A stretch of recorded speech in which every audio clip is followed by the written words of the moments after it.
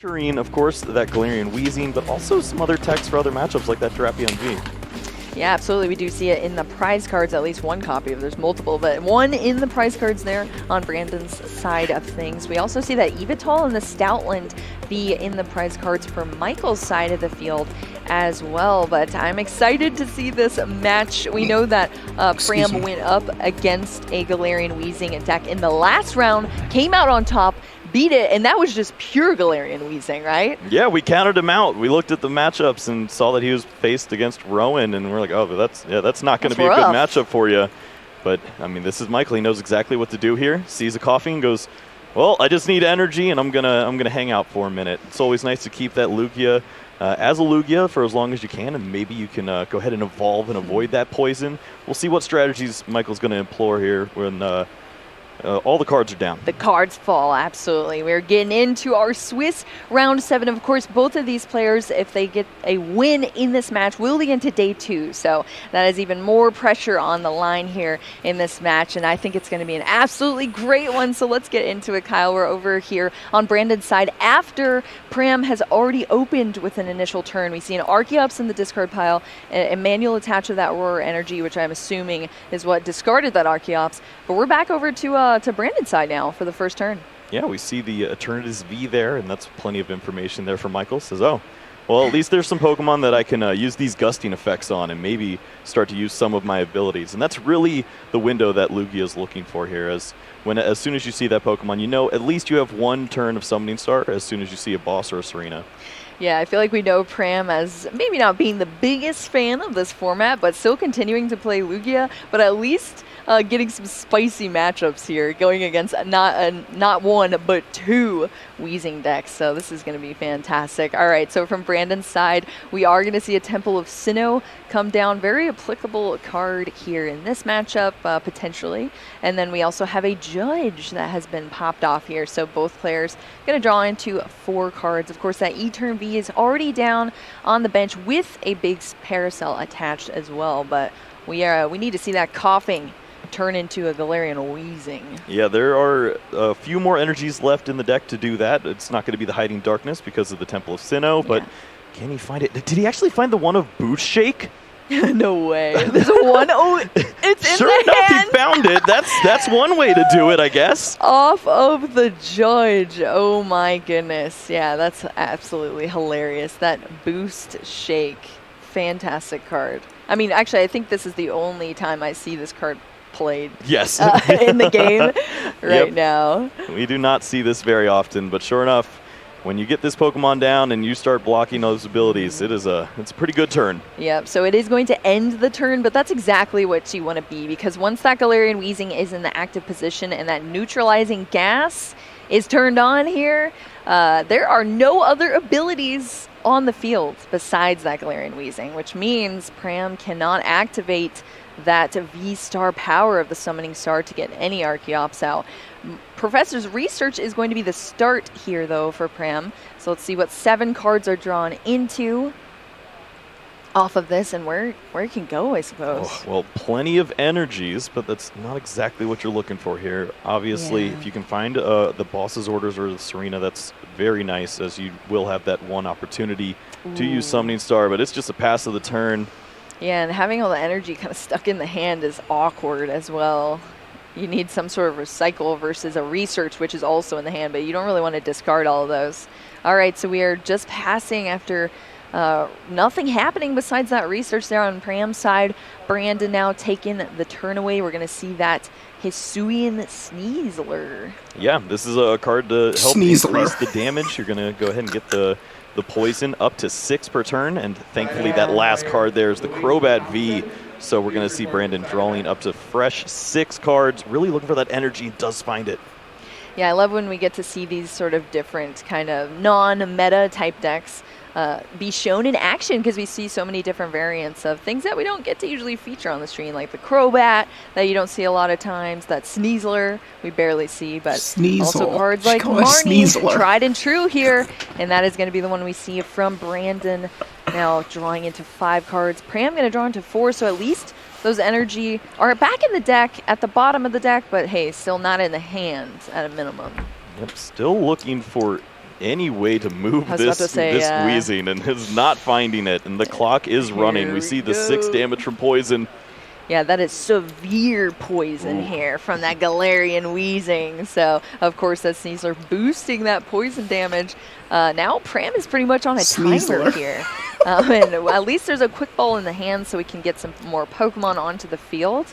But this is just not a spot you want to be. A damaged Lugia V-Star, really no recovery happening here. Temple of Sinnoh is also in play. You have no abilities. I mean, this is just an uphill climb here. Yeah, this is tough. And it looks like he's thinking about the Lugia here. Is there ever a world where you're even thinking about retreating at some point? You just don't want all this damage to pile up, and you're trying to buy time to find the gusting effect. But this hand is just going nowhere right now. Yeah, definitely on the back foot for sure, and that can escalate even quicker depending on what happens here. I love this. Yeah, going for the Read the Wind. Just draw as many cards as you can in this stage. You need to find a way to move this Wheezing. Here we go. So that Lugia V going to come up there after that retreat for that Read the Wind. All right, so that means we're back over onto Brandon's side here. Hopefully Pram drew into a couple of good cards there off that Read the Wind. And Brandon rocking with a couple of cards themselves here, coming down onto the bench. Of course, that Eternatus VMAX expands the bench, so we can see not only 5 Pokemon, but I believe it's up to 8 Pokemon. And then the Eternatus VMAX, I mean, it's not just the Galarian Wheezing doing poison damage and locking up the field, but even that Eternatus VMAX can hit real hard, taking one-shots. It's 30 damage times the amount of dark Pokemon on the bench, I believe is what it is. No, I think it's all of them in play. No, you're right. It is Brandon's in play. Counting it so too. That's 9. He looked and he said, "Oh, I've got the switch. I've got the boss. Ooh, here we go. I can use the Forest Sealstone too to make sure that I get the perfect knockout lined up and just put the pressure on right now. Your opponent has 3 cards in hand. You have the Temple of Sinnoh down, and you can knock out this Lugia V-Star. There's always a point in this matchup where you eventually turn into the aggressor and you get rid of this strategy. And he's going for it very early, and I think it's right. Yeah, I agree with that for sure. I mean, Forest Sealstone as well, just being a perfect card to slot into this deck as well. Just giving you a nice V-Star power, always great. So that is, of course, only used once per game being flipped there for Brandon to get those cards, and we're starting to see this big bench here stack up. Tons of damage here. It's 30 per Pokemon, including the active. Also, it has to be strictly dark correct Pokemon. Here to have the 4 and 4. That's the best way to play the layout. bench. Very optimal. Absolutely, yeah, the layout there. It's easier to keep track that way instead of it going off the field, definitely. Oh my goodness, another Crobat hit in. We already saw this Crobat hit the bench here, and you can only activate 1 dark asset per turn, so no card draw off of that Crobat, but it's going to boost the damage for Brandon here. Yep, just going ahead and doing the math here. Yep. Going to see 8 dark Pokemon, 240. That's going to be a knockout. Ooh. There we go. That Lugia V-Star being taken off the field here from Brandon. Down 2 prize cards, only 4 left to take, and Pram is so far behind, and that's going to be the scoop up for Pram. Wow. Yep, he looked at that hand, dominating. So there is nothing I can do. I'm not going to play with a Pumpkaboo. Let's go to game 2. True. Yeah, I mean, you could pull out the Pumpkaboo, start stampeding. You never know, Kyle. Yeah. No. I'm actually very curious to see what happened in Pram's last round against the Galarian Wheezing. Yes. Yeah, like on paper, like how do you even play that matchup? But somehow pulled it out here. Unfortunately, cards are not in Pram's favor this time around, at least in that game. But hey, we're headed into a game 2. Let's see if the tables can turn here on Pram's side of things. Yep, is Brandon the kryptonite to Michael Pramawat and trying to end the continued regionals runs that we've seen from him. Down 1 game early on, but still has plenty of time left here. And if you are going to lose a game like that, then of course it's nice to only lose 8 or 9 minutes during that whole process. Understands the matchup, saw a lot of good cards there, and probably got a good feel for what this list is now. So yeah, definitely. Could see Michael take advantage of that, maybe if he draws one of those gusting effects. Yeah, true. That would be quite nice for sure. Get out of that lock there. That is so crippling to Pram's deck. There's so much history between these players. Do you think when they're sitting down for this match that's like mentioned between them, like, hey, you know, it's a rematch, 2014. Yeah, 9 years ago. Never forget. Never forget. Yeah, they remember every single play vividly. Yep. Lives rent-free in there. Oh, I'm sure. I feel like that's one thing Pokemon players are so good at, just remembering like very frivolous things. I mean, not really frivolous because it's locked in your memory forever. You're like, I know when I lost this and I know when I won this. I don't know my social security number, but I remember that match from 12 years ago. Yep. Yeah, the exact plays. All right, let's check out these prize cards for both of our players here. Lots of Pokemon there on Pram's side. Yep, and seeing that Lumineon down is a little unsettling, but still one left. The 3 gusting effects there, the 2 boss and the 1 Serena still available, so that's what Mike wants to see. Absolutely. Hopping into this round 2 here in our Swiss round 7 at game 2. I mean, Brandon got pretty lucky in that game 1 as well. Hitting that boost shake was pretty wild, turn 1. So maybe we'll see a little bit of a slower start potentially, but hey, you never know. But we're starting over on Michael Pramawat's side here. Now, Stoutland V in the active here, and then we're jumping straight into a capture energy to get another basic Pokemon down. Most likely going to be that Lugia that is being eyed up. Didn't get a check at the hand, but hopefully Pram is in a better position than last game that we saw. It was just pretty much a quick pass. Yeah, the Stoutland V is interesting because usually you do like to start the Lugia. You have the option to read the wind, draw into some additional cards, but this Pokemon can do some work. And if you can get those additional energies down, start using the Wild Tackle, just remove these Weezings from play. And if you get the full setup with the Lugia deck, you're going to outpace the Eternatus. Yeah, and that's exactly what Pram needs to do. You need to avoid any disruption from your opponent's side, and you also need to make sure that you are taking these damage, these threats off of the field here, because once Brandon gets going, and it's a full bench of 8 Pokemon on the bench, 1 inactive, hitting disgustingly hard damage, I mean, you're in a tough spot for sure. So we'll see if Pram can get a nice little start here. And I mean, Ultra Balling away and Archeop's definitely a way to start. Radiant Charizard is going to go into that discard pile as well. Rangaroo coming down onto the bench here, so we can at least utilize that Primate Wisdom for the hand for this turn as well. Yep, that's a nice addition to the field this time around.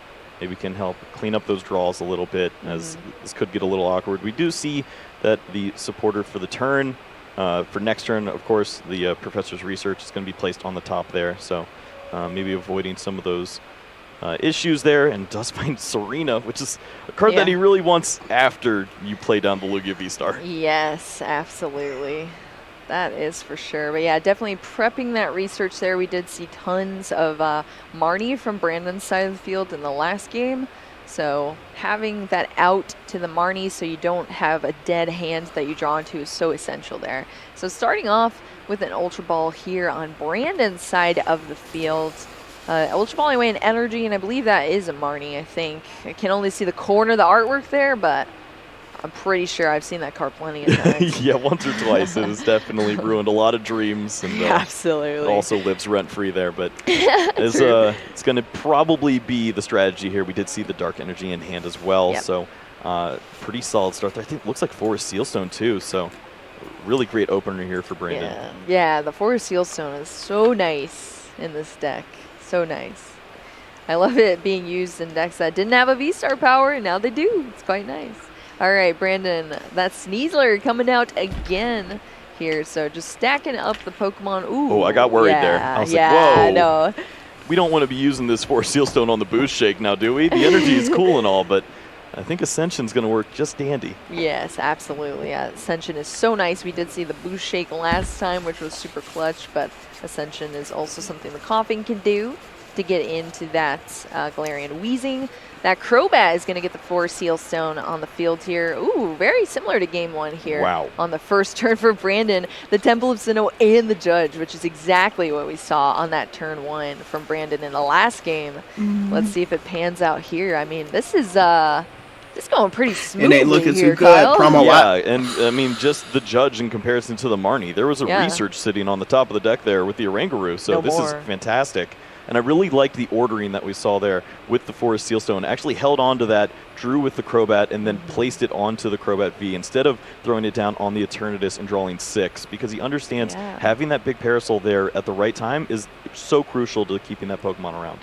Yep, so definitely just playing to all of the outs here for sure on Brandon's side of the field, leaving open crucial tool spots, drawing into cards. I mean, sequencing has been amazing so far. There's another Forest Sealstone Choice Belt in the hand, so those are 2 tool cards with an energy as well for the hand, which is a little scary depending on what that top deck potentially is down the line. But we're just going to see that Ascension here off of the Coughing, so that Galarian Weezing is in the active spot now, which means no abilities on the field except for the Weezing, unless Pram can switch that Weezing out of the active position, which then negates that ability. So we'll see what happens here on Pram's side, but I believe there's only 1 Archeops in the discard at this point in time. I'll just wait 5 seconds. I know, right? Here it comes. There we go. Very nice. Professor's Research. So this was the hand that Pram got off of the Judge as well. So actually pretty solid here. That second Archeops is going to hit the discard. 7 fresh cards to the hand. Oh no, that's a lot of energy though. Yeah, desperately still looking for the Gusting effect to have that option to use Summoning Star and just not finding it. Gonna have the Stoutland V, could attack. No V-Star either. No, you can't even attack. It's the Temple of Sinnoh. So yeah, there's nothing to do here. Gosh. Just pass. Absolutely, the poor puppy in the active spot. No, yeah, Temple of Sinnoh just taking away all of those effects of the special energy, just making them into 1 basic colorless energy. That is so tough for Pram. Still no V-Star down either on Pram's side. Brandon popping off the Forest Sealstone now for this Eternatus deck here. I guess Weezing deck at this point. I don't know what the main thing is at this point, Kyle, but here we go. That V-Star marker being flipped over here, searching for a card, eyeing up and actually taking out the Ultra Ball. Yeah, I like this a lot. You could see players just go ahead for the Crobat, but in this instance, you're trying to thin down that hand a little bit and draw into some additional resources. And you really are playing 2 decks at this point. You have your Weezing deck, you have your Eternatus deck, and the Crobat's the glue that keeps it all together. So finding the Crobat, going to draw as many cards as possible. Eventually, you just set up this checkmate with all these big attackers on the bench, and Michael's on a clock. Yeah, definitely. Timer ticking down for sure. And that's why it's so good to have access to the Crobat. I mean, we used to see Crobat all the time in all sorts of decks. Same with Dedenne as well.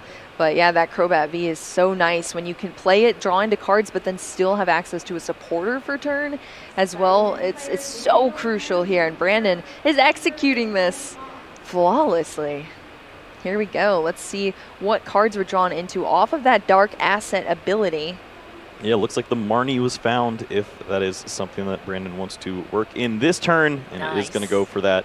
Saw him hold on to the Choice Belt, and was considering even putting that down on the Radiant Sneasler there for a second. Just wanted to get rid of it. And no, she got you saying that too. He's really thinking about every single card. It's kind of funny though, because Pram, I feel like, hasn't held onto a hand more than like 1 turn. He might as well just put it down after he finishes his turn, because you are never going to see those cards again. Exactly. You're thinking of a strategy, and I have a new hand, so I got to think again. But yeah, that's only going to be 4 cards for Pram. Of course, 5 once the draw for turn happens. He's so close. Every one of these draws, he's just trying to find the Gusting effect. If he finds that, then he's in a great position. It's got to be on the Oranguru at this stage to try to help out.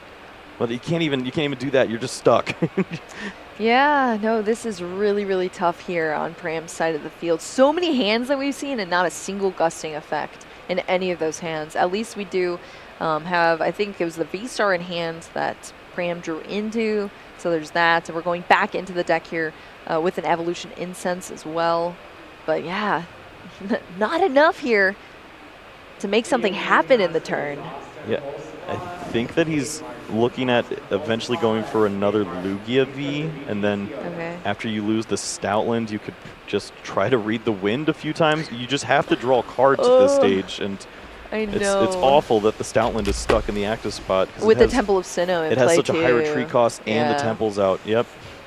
Exactly. That is just not, that's the perfect place for the Stoutland to not be, pretty much. Yep. Unfortunately, on Pram's side. And I mean, that was the starting Pokemon here for Pram, so just so awkward. Not even a stadium bump or a gusting effect, unfortunately. So we'll just have to see. I mean, we're still seeing manual attachments of energy. There's plenty of energy that Pram has had in the hands, of course. So we'll see. That is going to be the powerful colorless energy coming down onto that Stoutland V. But of course, with Temple of Sinnoh in play, it's just a regular colorless energy. Yep. Might as well deal a little damage while you're at it. So, yeah, exactly. Stoutland V going to get in on the action, deal 40.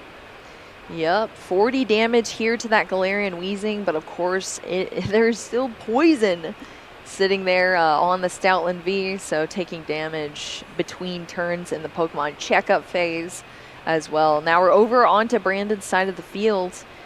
There's still only 5 Pokemon out, which of course the VMAX is in play here, so the bench has been expanded to 8. Well, Brandon has a pretty good hand. He's got Escape Rope. He has a Judge as well. And if he ever gets a read for Michael's hand being strong, he could use all these cards. But yeah, I think we're kind of content at this stage. You see a V Pokemon that gets knocked out going into your turn unless he retreats for 3. I think I just pass. Yeah, and that's exactly what's going to happen. We're just seeing the poison damage stack up here on Pram's side of the field. Poor Doggo in the active there, just getting poisoned over and over again. I think it was a draw into another powerful colorless energy, Kyle. So we're going to see another powerful colorless energy come down onto the Stoutland V for turn. This Stoutland is vengeful. Look at that. Just says, knocking you know what? We're both out. knocked out. And you didn't knock me out. I knocked myself out with Wild Tackle. Yeah, exactly. You can't have that satisfaction, Galarian Weezing. Come on.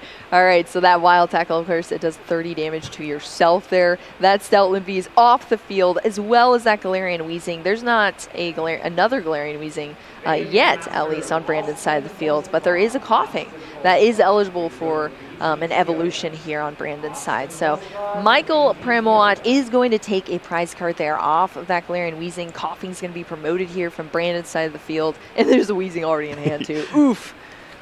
Oh, no. Yes. Yep. So sad. That is tough to see. But Yeah. it looks like Brandon quickly identifying there's also a route to take prize cards here if he so chooses. Because look at this, Lugia V 220. That's going to line up really well with a nice hefty bench there. Yeah, I guess if you can just clean up the game as quickly as possible, you might as well. I mean, that's exactly what we saw in Game 1 here from Brandon.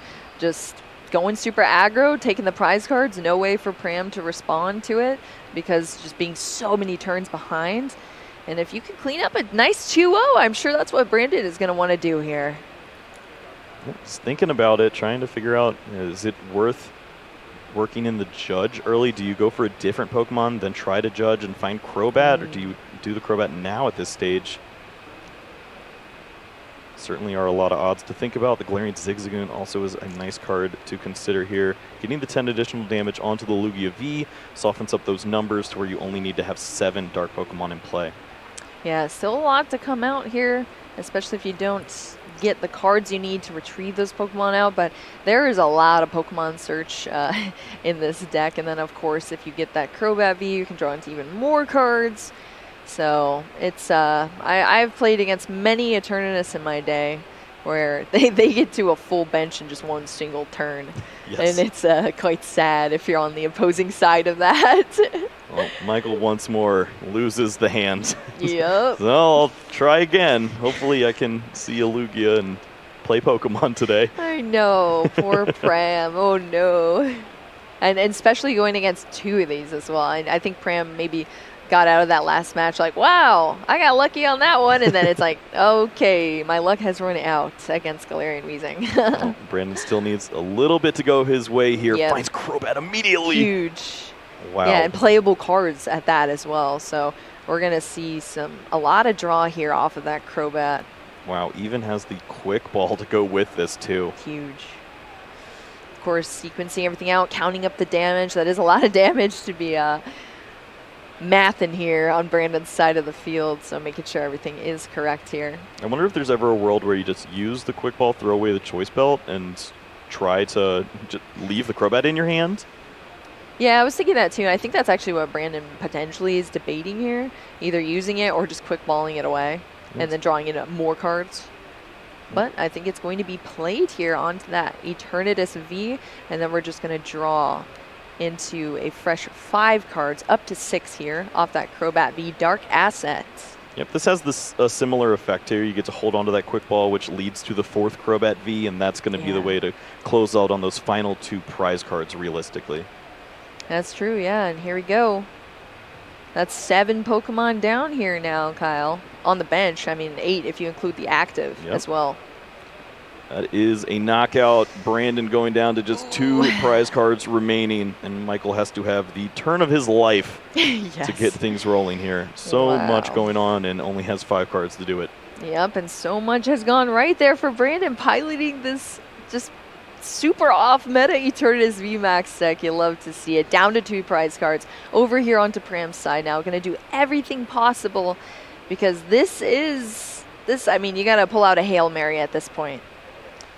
Well, it involves a lot of cards, and I don't know if the resources are even available to do it. I actually don't think you can because we've already seen a double turbo down, and you'd need to have a double turbo onto an amazing rare Evital along with a double turbo to retreat the Lugia V-Star if you wanted to take the knockout on the active. So this is still good. Temple of Sinnoh is still in play too. Yeah, so many things have to go right here. Exactly. And the quick ball for the Luminion has to grab all the right cards with the supporter for the turn. And yeah, that's a lot of stuff. But hey, finally, we see some Archeops come down here. Galarian Weezing is not in the active here, so we're going to see that V-Star powered Summoning Star bring out the Archeops. But, I mean, what turn is this, Kyle? There's like a billion turns in at this point, unfortunately. But hey, Pram sticking it out here. V-Star has been evolved into, of course, and that first Primal Turbo searched out 2 energy here. Yep, using that V-Guard energy to help out, try to stick around for an additional turn. And well, the Temple of Sinnoh cancels that out too, right? Yeah, at this point, this is all under the assumption that he finds a way out of it too. Stadium, yeah, exactly. Yeah, and huge, sure enough, finds Pumpkaboo, but the other card is the quick ball that would help you. Oh no! So that doesn't work. Another tough decision here, unfortunately. Pram just cannot find the correct cards here, at least an easy way out in any of these turns, that's for sure. Going back into the deck here. Off of the second Primal Turbo, of course. So getting 2 more special energy out, putting them onto this Lugia V-Star. Of course, the Lugia V-Star Tempest Dive is just 4 colorless energy. Temple of Sinnoh does cancel out the effects of these energy, but they still count for the move. So there's no energy requirement as far as typing goes here. So Pram is finally going to get this Lugia V-Star cracking. Yep, we would see the temple removed, and then you have that V-Guard available. And looks like going to hold on to those resources and hope to not see a Galarian Zigzagoon along with a Choice Belt. Yes. Yeah, only 2 prize cards left here on Brandon's side. Pram just tossing that Temple of Sinnoh straight to the discard there. So yeah, enough of this. Off of that Tempest Dive, which is awesome here. But here we go on Brandon's side of the field. Eternatus VMAX with a ton of damage, but I mean, look at this board state right now, Kyle. Yeah, this is actually pretty close. He almost has the combo here as he's got the quick ball for the Galarian Zigzagoon, has the Eternatus V down with the Choice Belt. Actually not going to draw a card here, so maybe has a different idea with the supporter for the turn. But there's an energy in hand, so you could actually manually retreat this Eternatus VMAX, and if you find the other Eternatus VMAX, you evolve and have some additional damage available. Yeah, that's really what we need to see. Awesome here, but here we go on Brandon's side of the field. Eternatus VMAX with a ton of damage, but I mean, look at this board state right now, Kyle. Yeah, this is actually pretty close. He almost has the combo here as he's got the quick ball for the Galarian Zigzagoon, has the Eternatus V down with the Choice Belt. Actually not going to draw a card here, so maybe has a different idea with the supporter for the turn. But there's an energy in hand, so you could actually manually retreat this Eternatus VMAX. And if you find the other Eternatus VMAX, you evolve and have some additional damage available. Yeah, that's really what we need to see here is the other VMAX. The applicable energy is already on that bench E-turn V, as you said, Kyle. So that is very true. Yeah, retreat cost there on the Eternatus VMAX is 3. We're going to see the Serena here to draw into some cards. Need to see that VMAX.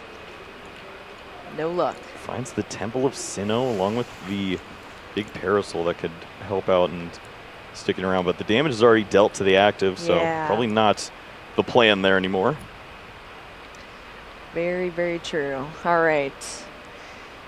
Who else is... Oh, Temple Sinnoh going to come into play here. There hasn't been a Crobat, I believe, for this turn either. Big Parasol coming down. Still looking for the Eternatus VMAX. Oh, that's the Goon. What was that last card? Ultra Ball? Ooh, there's Ultra Ball. Yep. Perfect. Right off that last card there. But discarding? Oh, wait. There's no space. Yeah. You can't use those anymore. True, yeah. He's just gonna check the math, but I think he's got there. It has the Eternatus VMAX, can manually retreat, bring this up, and has the choice belt. Temple Sinnoh turning off that V-Guard energy, and I think he's just got the game locked up. Yep, that is what it's going to look like there. Brandon Salazar taking a 2-0 here against Michael Pramawat with Eternatus Wheezing, Kyle. Did you put that on your bingo card? No, I did not, but I know Jeremy did, so good for him. That's true, yes, absolutely. Jeremy, I'm sure